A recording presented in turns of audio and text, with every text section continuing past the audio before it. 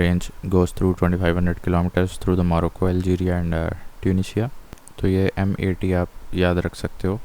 Atlas mountains, ये 2500 kilometre long range है।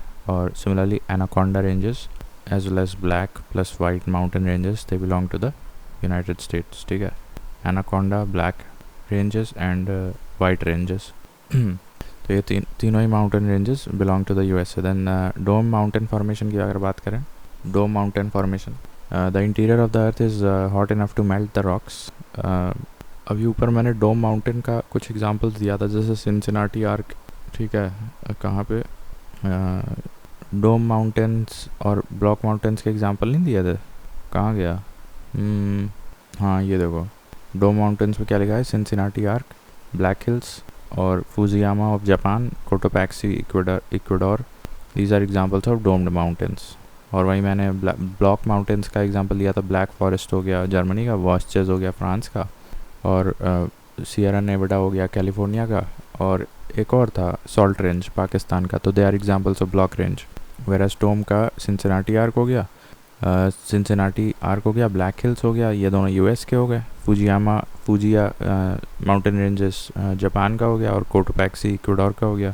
सो these are examples of domed mountains. ठीक है, रेसिडुअल माउंटेन्स के भी एग्जांपल देख लो, एपलेशियंस बताए थे, अरावलीज बताए थे, और पेनाइन्स बताए थे यूरोप का। तो वही चीज़ देखो, अब डोम माउंटेन्स बनते कैसे हैं? The interior of the earth is hot enough to melt the rocks and melted rocks come together into vast pools of magma beneath the ground. Since it is less dense than the surrounding rocks, magma makes its way upwards, but on its way up, if the magma is unable to crack open the Earth's surface, then domed mountain is formed, such as Cotopaxi Ecuador वाला, Cincinnati Arc US वाला, और mount Fujiyama Japan वाला।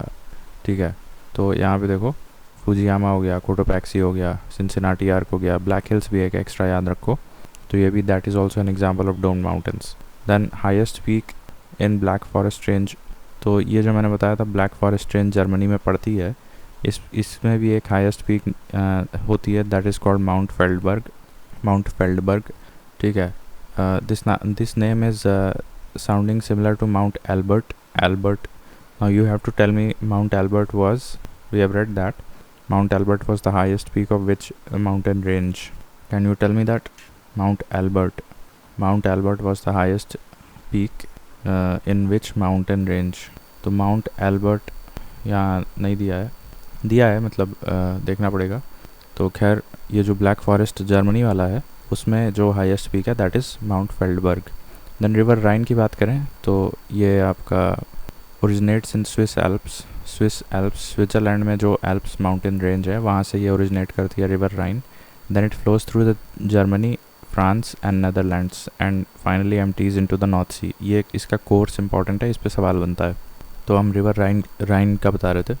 River Rhine, it originates in the Swiss Alps and it flows through the 3 countries, basically Germany, then it goes through France, and then it goes to Netherlands, and finally it empties into the North Sea. The cities of Cologne and Bonn. These are located on the bank of river Rhine. Also, the Black Forest Range lies west to Rhine.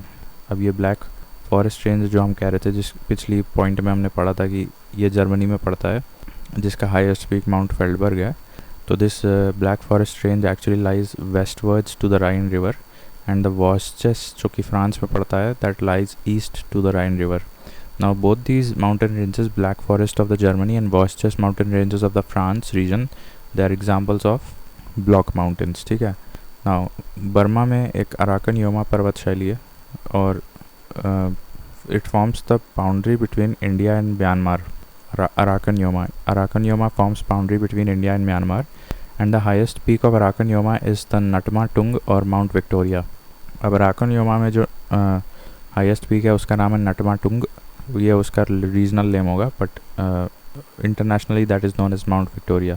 So that is Burma. Then Mount Titlis की बात करो तो ये Switzerland में पड़ेगा. और mount एपेनाइंस की बात एपेनाइंस एक्चुअली एक माउंटेन रेंज है जहाँ पे जो टॉलेस्ट पीक है वो कॉर्नो ग्रांडे है. ठीक है. Now don't confuse this with Pennines. Pennines is an example of residual mountains, and you still have to find out कि in which country the Pennines mountain range is. तो ये Apennines is a different thing, Apennines is a different mountain range जिसका highest peak है Corno Grande जो कि Italy में पड़ता है, ठीक है। एपेनाइंस का highest peak Karna Grande Italy में पड़ता है, एंड माउंट टिटलिस ये स्विट्ज़रलैंड में पड़ता है। देन दिनारिक एल्प्स की बात करें तो ये यूरोप में एक्सटेंड करता है कुछ कंट्रीज़ में। ये एंटायर माउंटेन रेंज है दिनारिक एल्प्स, और this is the third time that I am getting to hear this name Alps. So firstly एक होता है स्विस एल्प्स जो अभी हमने ऊपर बताया, स्विस एल्प्स, और उसका क्या बोलते हैं, जो हाईएस्ट स्विस एल्प्स का जो हाईएस्ट माउंटेन पीक था वो कौन सा था स्विस एल्प्स का, तो it hasn't been mentioned yet, never mind.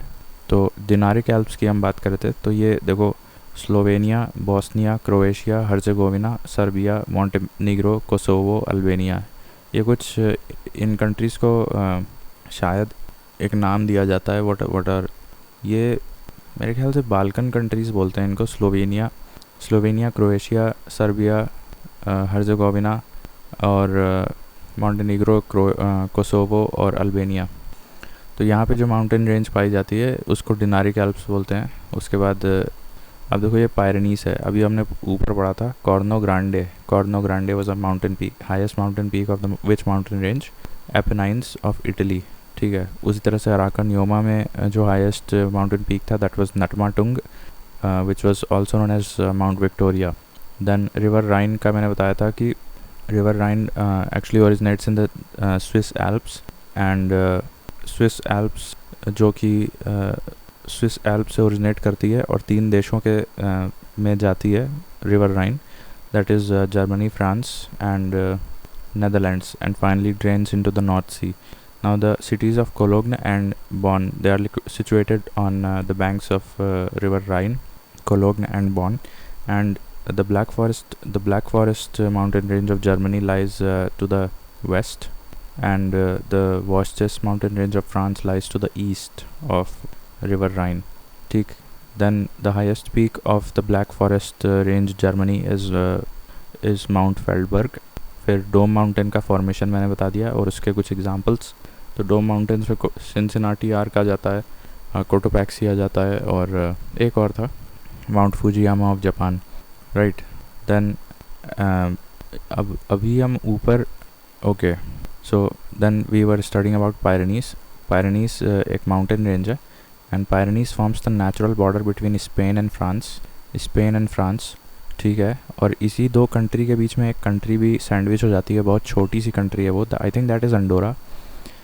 You must look that up in Google map. Then this range separates the Iberian peninsula from the rest of the land mass of the European continent, ठीक है। वो अब इसमें देखो ना, ये मैं यहाँ पे बता दूँ, ये देख रहे हो, ये जो एक प्रोट्रूजन देख रहे हो नॉर्दर्न अटलांटिक ओशन में, ये जहाँ मेरा माउस पॉइंटर है, this is basically I think this is France, और ये इधर तुम्हारा हल्का सा स्पेन है। तो फ्रांस और स्पेन के बीच ये एक माउंटेन रेंज है that is forming sort of a border between these 2 countries, France and Spain. So the name of this mountain range is called Pyrenees mountain range, and this range separates the Iberian peninsula from the rest of the land mass, ठीक है। Then Alps, Andes and Himalayas, they belong to the tertiary period. अभी हमने बिल्कुल पहले lecture में पढ़ा था कि टर्शरी पीरियड था, और हाउ प्लायोसीन इपॉक से स्टार्ट होते होते मायोसीन इपॉक तक तुम्हारा Alps got completed, the formation of Alps got completed starting from the Pliocene epoch ending in the Miocene epoch। तो Alps बन गए थे। तो Miocene epoch is actually an epoch which lies in the tertiary period, और उसके बाद आता है quaternary period, ठीक है। तो टर्शरी पीरियड में और क्या बना था अलॉन्ग साइड एल्प्स, तो यहाँ पे एंडीज़ भी बना था और हिमालयाज़ भी बना था, ठीक है, right. These are I think examples of fold mountains, Andes and as well as Himalayas. The Appalachians, जिसकी एक पॉपुलर माउंटेन है माउंट एलेघनी, ये यूएस में पड़ता है, North America. So they belong to the Caledonian era. Now you tell me, हमने पढ़ा था eon era period and then epoch age. तो ये देखो यहाँ पे एरा दे रखा है, जैसे eon era, period, epoch, age, ठीक है। तो यहाँ पे एरा दे रखा है। Now Aravallis Precambrian period से होते हैं। देन ये हर्सिनियन ओरेगोनी क्या होता है, ये देखो ये कुछ माउंटेन रेंजेस है, जैसे अभी हमने ब्लैक फॉरेस्ट पढ़ा, वॉचेस पढ़ा, तो ये क्या है, ये दोनों वैसे तो ब्लॉक माउंटेन्स के एग्जांपल्स हैं, ब्लॉक माउंटेन्स के। सो ब्लैक फॉरेस्ट, वॉचेस, इसमें टियन शान और गोबी, यहाँ पे भी कुछ माउंटेन्स पाए जाते हैं। तो टियन शान और गोबी को आप याद रख सकते हो, हर्सिनियन ओरोजेनी की कैटेगरी में रखना है। देन डार्लिंग रेंज, ये साउथ वेस्टर्न ऑस्ट्रेलिया में है। मैंने दो रेंजेस, दो यूरेनियम के साइट्स बताए थे साउथ वेस्टर्न ऑस्ट्रेलिया में। एक कैथलिन था, एक कॉकबर्न नामक जगह है साउथ वेस्टर्न ऑस्ट्रेलिया में, जहाँ पे यूरेनियम माइंस मिलती हैं, जिसमें से एक नाम था कैथलिन और एक नाम मुझे याद नहीं आ रहा। I think it was called as Radium Hills, ठीक है, Radium Hills in South Western Australia. Let's confirm that. So Radium Hills जब आप सर्च करोगे तो ये आपका, it was Australia's first uranium site and where it was it located, South Australia, ठीक है, रेडियम, ठीक है। तो this is what I was telling, ठीक है। तो डार्लिंग रेंज कहाँ पे है, साउथ वेस्ट ऑस्ट्रेलिया में है। देन अब हम बात कर रहे थे रॉकी, एल्प्स, एंडीज़ और हिमालयाज़। तो अभी मैंने ऊपर बताया कि एल्प्स, एंडीज़ और Himalayas, these are examples of young fold mountains. तो वहाँ पे आप एक नाम और ऐड कर लेना, रॉकी माउंटेन। ये तो कहना एल्प्स, एंडीज़ और हिमालयाज़, तो ये टर्शरी पीरियड में बने हैं। और दूसरी चीज़ इसमें रॉकी माउंटेन भी इसमें आ जाता है। Then while Pennines, European region में पड़ता है पेनाइंस, एपलेशियन और Aravallis, these are old fold mountains कह सकते हैं, या फिर रेसिडुअल माउंटेन्स भी कह सकते हैं इनको, ठीक है। फिर आगे बढ़ते हैं तो देखो Vosges, I know it is an example of block mountains. Andes तो फोल्ड माउंटेन हो गया। विंध्यास तो मेरे ख्याल से ये रेसिडुअल माउंटेन्स हो जाएंगे। फुजियामा, और फुजियामा क्या होगा, डोम माउंट नहीं, हाँ वैसे ये डोम में जाएगा और वॉल्केनिक नेचर भी है, तो ठीक है, यहाँ डोम भी लिख सकते हो। फिर ड्रैकन्सबर्ग, ये आई थिंक साउथ अफ्रीका में पड़ता है, केवल लोकेशन इंपॉर्टेंट है। एटलस माउंटेन, ये मोरक्को वाले इलाके में पड़ता है। मैंने स्टार्टिंग में ही बताया था कि मोरक्को, अल्जीरिया और ट्यूनीसिया में आपका एक माउंटेन रेंज एक्सटेंड होती है, that is called Atlas mountain. और Anaconda, Black Hills, White Hills, they belong to the North America, in fact US to be precise, ठीक है। फिर एटलस मैंने बता दिया मोरक्को। देन चिम्बोराजो और कोटोपैक्सी, ये दोनों आपके इक्वाडोर में पड़ते हैं, ठीक है। Where Cotopaxi is an example of block mountains, not block mountains है, या एक सेकंड, ये है डोम माउंटेन्स का एग्जांपल है कोटोपैक्सी, ठीक है, कोटोपैक्सी, ठीक है, ऑलराइट। सो ये, और वैसे ठीक है, इक्वाडोर में पड़ते हैं, ये दोनों नाम याद रखना है आपको, कोटोपैक्सी हो गया और चिम्बोराजो हो गया। एकोनकागुआ भी लगभग मतलब अर्जेंटीना और चिले बॉर्डर पे पड़ता है एकोनकागुआ, और it is the highest dormant volcano I guess. Ojos del Salado, it is the highest active volcano, और ये भी मतलब अर्जेंटीना चिले बॉर्डर पे पड़ता है। वैसे यहाँ पे आप देख लो तो चिले लिखना ज़्यादा सही रहेगा। एकोनकागुआ अर्जेंटीना में जाएगा, ओजस डेल सलाडो चिले में जाएगा, चिम्बोराजो कोटोपैक्सी इक्वाडोर में जाएगा। मूविंग ऑन, अब ये प्लेटू ऑफ प्रूशिया, ये प्रूशिया याद रखो, और Marg of Kashmir, these are examples of glacial plateau. तो प्रूशिया का नाम actually this is the earlier name of Germany, और मर्ग ऑफ कश्मीर, तो Marg of Kashmir and the plateau of Prussia, these are examples of glacial plateau. Then fluvial plateau क्या होता है, continuous deposits of fluvial sediments brought down by the rivers, उसके द्वारा फिर इकट्ठा होते फिर फ्लूवियल प्लेटू बन जाता है। तो उसके कुछ एग्जांपल्स हैं, जैसे विंध्यन रीजन है हमारा, चेरापूंजी रीजन है नॉर्थ ईस्ट में, और शान प्लेटू है। अभी हमने हर्सिनियन ओरोगेनी के कुछ एग्जांपल्स बताए थे, तियन शान और गोबी, ठीक है, तियन शान और गोबी अलॉन्ग साइड वॉस्चर्स एंड ब्लैक फॉरेस्ट, तो they were examples of Hercynian ओरोगेनी।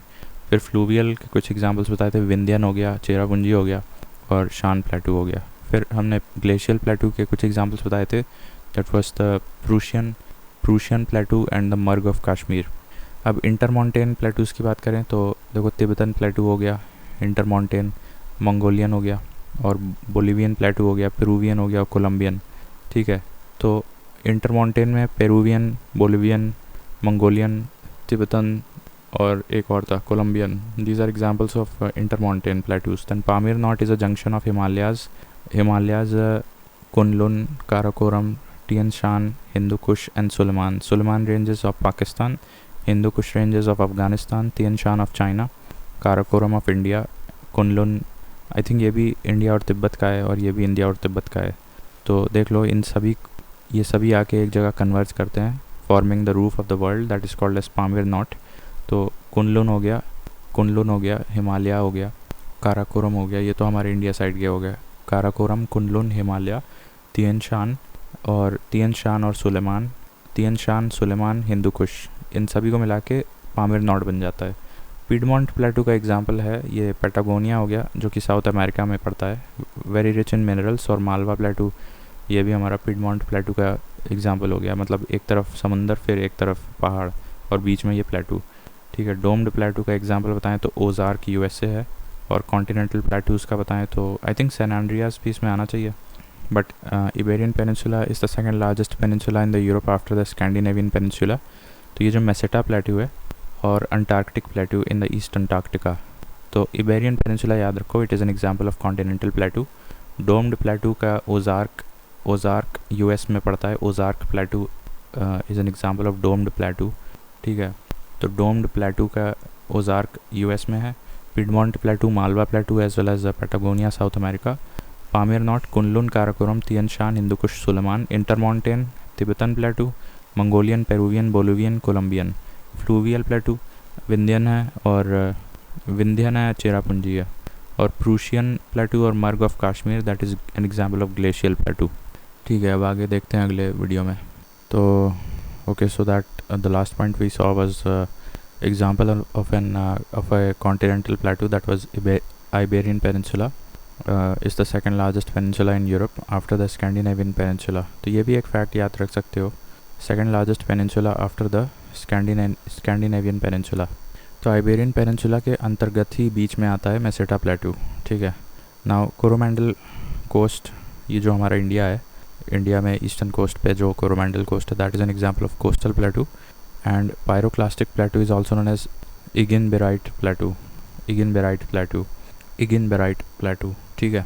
Then Tibetan प्लेटू की बात करो तो ये it has an average elevation of 4500 metres, जो कि काफ़ी ज़्यादा है, एक प्लेटू के हिसाब से काफ़ी ज़्यादा है ये, and extended over 2.5 million square kilometres, ठीक है। Then a city situated on a plateau, example Madrid. अब ये capital of Spain is situated on the Meseta plateau, जो मैंने ऊपर बताया था, और Meseta plateau is an example of continental plateau. और डोम्ड प्लेटू ओजार्क यूएसए, ये भी याद रखना, भूलना नहीं है। Then the Colorado plateau that runs through Arizona, Colorado, New Mexico, Utah and Wyoming. It contains the famous Aquarius plateau. तो Aquarius प्लेटू is a सब region of the larger Colorado Plateau.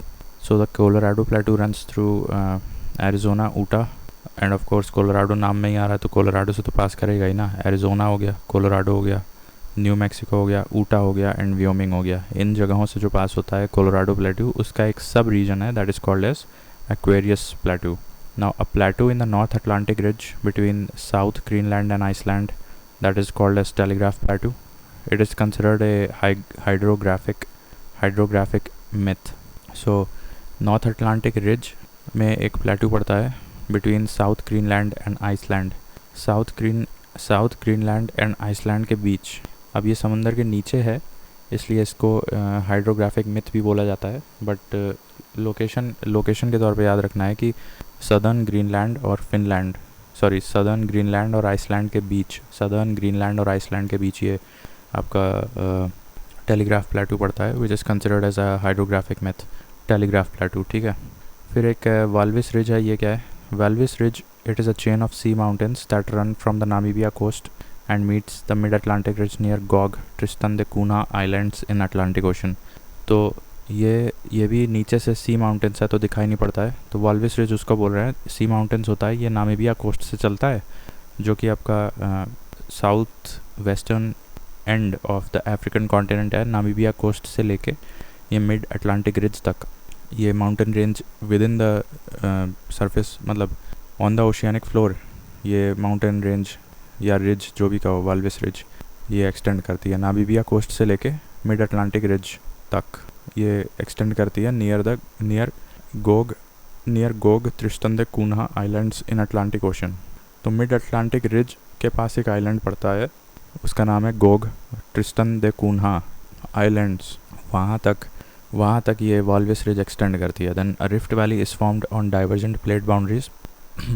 तो रिफ्ट वैली हमेशा divergent phenomenon से बनता है, और diverge मतलब दो प्लेट्स हैं वो मतलब एक दूसरे से सेपरेट हो रही हैं, डाइवर्ज हो रही हैं, तो उससे जो बनता है landform that is called as a rift valley. And the Death Valley situated mainly in California is an example of the rift valley. Then Devil's Golf Course, it is a large salt pan on the floor of Death Valley National Park in Mojave Desert. फिर से बता रहे हैं, Devil's Golf Course, it is a large salt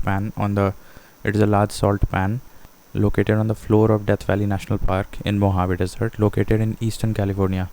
In the Holocene era, this area was covered with water up to a depth of 30 feet. When the water dried up, it left behind the salt base. So Death Valley is the point of the lowest elevation in North America, minus 86 meters, and the second lowest in entire Western Hemisphere, after the Laguna del Carbon of Argentina, जो कि minus 105 meters का depression है उसमें।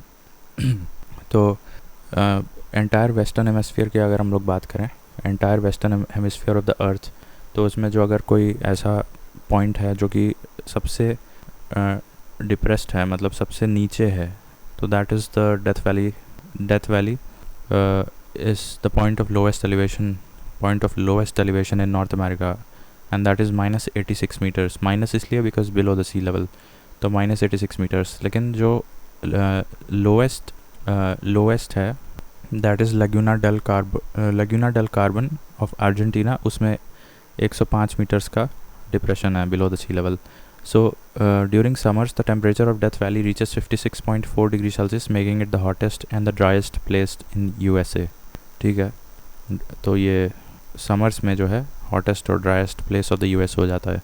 तो एक बार फिर से बता दे रहे हैं, जो डेविल गोल्फ कोर्स है वो तुम्हारा एक कह सकते हैं एपिथेट की तरह, it is like a large salt pan on the floor of Death Valley National Park in the Mojave desert. Now अब कई चीज़ें यहाँ पे कोइंसाइड करें। देखो, एक मोहावे डेजर्ट है, तो मोहावे डेजर्ट भी ईस्टर्न कैलिफोर्निया में पड़ता है, जिसके अंदर एक डेथ वैली नेशनल पार्क पड़ता है। उस डेथ वैली नेशनल पार्क में एक ऐसा पॉइंट है जो कि पॉइंट ऑफ लोएस्ट एलिवेशन है, मतलब इन द एंटायर यूएस कह सकते हो, या अगर हम लोग पूरा western hemisphere of the earth देखें तो second lowest point of elevation है, with depression of minus 86 metres below the sea level. So that is Death Valley. और कहा जाता है कि होलोसीन एरा में ये जो लोएस्ट पॉइंट ऑफ एलिवेशन है in the Death Valley National Park, so this area was covered with water up to a depth of 30 feet, and when the water dried up it left behind the salt base. ठीक है, तो ये हो गया। और ये एक और चीज़ है लगुना डेल कार्बन, दिस इज़ पूरे वेस्टर्न हेमिस्फीयर में कह सकते हैं कि this is the point of lowest elevation with minus 105 meters above the sea level, actually below the sea level. So during the summers, the temperature of Death Valley reaches 56.4 degrees Celsius, making it the hottest and the driest place in USA. फिर Panjshir valley की बात करें, ये काबुल के उत्तर में पड़ती है Panjshir valley, with in the Hindu Kush range में ये भी आता है। तो काबुल के थोड़ा सा नॉर्थ में जाएंगे तो पंजशीर वैली पड़ जाएगी। The valley was the main battle ground during the Soviet war. अच्छा, तो हिंदू कुश रेंज में पंजशीर वैली कहाँ पड़ती है? काबुल के थोड़ा सा नॉर्थ में। दैन टेलर वैली कहाँ है? It was named by Falcon Scott 1903 in Antarctica में पड़ती है, also known as the valley of the dead. So Taylor Valley को हम बोलते हैं वैली ऑफ द डेड। इसको फैल्कन स्कॉट ने 1903 में यह नाम रखा था, Taylor Valley, and it lies in Antarctica. Then 40 to 60 degree north and south respectively, 40 to 60 degree वाला जो बेल्ट है in both north and south hemispheres respectively on the eastern side of the continents, the cold and the hot ocean currents converge। तो इससे यहाँ पे अच्छा fishing ground बन जाता है, जैसे ग्रैंड बैंक्स हो गया, सेंट पियरी हो गया, या जॉर्जेस बैंक्स हो गए। तो यहाँ पे अच्छा खासा economy thrives in the fishing sector. ठीक है, तो इसका ये इंपॉर्टेंट है, 40 to 60 डिग्री नॉर्थ, ये जो बेल्ट होती है 40 to 60 डिग्री के बीच वाली belt, 40 to 60 degree north and south दोनों ही हेमिस्फीयर्स में, इस बेल्ट में towards the eastern end of the continents ocean currents meet करती हैं कौन कौन से ओशन करंट्स, एक वार्म और एक हॉट, जिसकी वजह से यहाँ पे एक अच्छा न्यूट्रिएंट्स मिलता है, जिसकी वजह से अच्छा फिशिंग ग्राउंड हो जाता है। तो यहाँ पे कुछ एग्जांपल्स है जैसे सेंट पियरी हो गया, ग्रैंड बैंक्स हो गया, जॉर्जेस बैंक्स हो गए। द नियो डिटर्मिनिज्म और स्टॉप एंड गो डिटर्मिनिज्म, ये एक थ्योरी थे जो G.W. टेलर ने दिया था। अभी टेलर नाम आया तो मुझे याद आ रहा है, टेलर वैली एक थी। Taylor Valley is also called as the valley of the dead, it was discovered by Falcon Scott in 1903 in Antarctica. Then neo determinism और stop and go determinism, that was a concept developed by G.W. Taylor. Now the world has been divided into 11 cultural zones by Thomas and Spencer in their work introducing cultural geography. तो 11 cultural zones में नाप दिया गया है वो पूरे world को by Thomas and Spencer. Then मादेसी तराई-बेसी, ये ट्राइब है नेपाल की है, मादेसी और तराई-बेसी। While Rohingyas are Muslims of the Rakhine state of Myanmar, Rakhine state of Myanmar में जो मुस्लिम्स रहते थे उनको रोहिंग्यास कहते थे। Then Cuba was known as the sugar bowl of the world. India produces maximum milk. Australia is a federal state and Hong Kong is a special administrative unit of China. तो ये ध्यान रखना, Hong Kong is a special administrative unit of China, Australia एक federal state है, India produces the maximum milk and Cuba was known as the sugar bowl of India। अभी Cuba में नहीं बनता है, Brazil has taken that position. अब इसके बाद कुछ वैलीज़ हैं तो ये देख लेते हैं। जैसे लोअर वैली है, ये फ्रांस में है, LOIRE lower valley, not lower, lower valley France में है। बड़ा वैली ये इंडोनेशिया में पड़ता है। चितवन वैली ये नेपाल में पड़ता है। नेपाल में अभी हमने क्या पढ़ा, मादेसी और तराई-बेसी ट्राइबल्स, और रोहिंग्यास तो रखाइन स्टेट ऑफ म्यांमार, ठीक है।